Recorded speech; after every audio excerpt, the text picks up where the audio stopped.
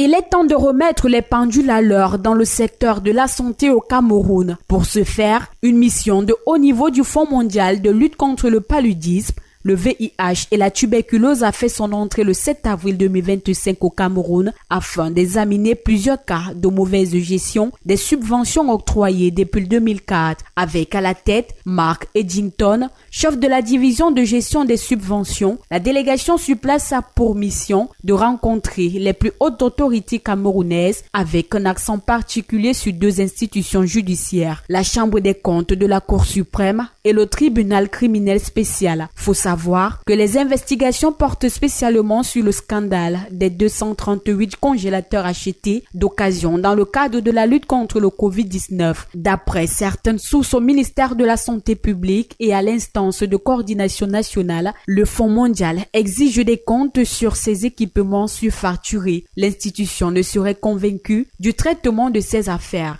Plus grave encore, le Fonds mondial est décidé à se faire rembourser l'argent des congélateurs par le Cameroun, comme l'a affirmé un acteur de la société civile. Le rapport préliminaire du Fonds mondial relève des irrégularités à grande échelle. D'abord, la gestion défaillante des produits de santé, les problèmes de gouvernance dans la chaîne d'approvisionnement, ensuite les manquements dans la gestion financière et le non-respect des engagements de cofinancement de l'État. Devant tous ces dysfonctionnements, la mission composée de Ada Faye, directrice financière, Dr Ibrahim Faria, manager régional pour l'Afrique, et Marazi Wensha, expert en chaîne d'approvisionnement, vise donc à établir un plan de remboursement pour les dépenses non conformes. Pour rappel, depuis 2004, le Cameroun a bénéficié de 655,8 milliards de francs CFA du Fonds mondial. Pour ce qui est du 7e cycle de financement, donc en 2024, 46,5 milliards de francs CFA ont été décaissés. Pourtant, l'institution déplore que le portefeuille de subventions au Cameroun soit confronté à plusieurs risques importants. Loin d'être anodine, cette visite intervient dans un contexte tendu, marqué par la suspension des financements américains, la baisse prévisible d'autres aides bilatérales, la nécessité de restaurer la confiance des bailleurs. Les rencontres avec les institutions judiciaires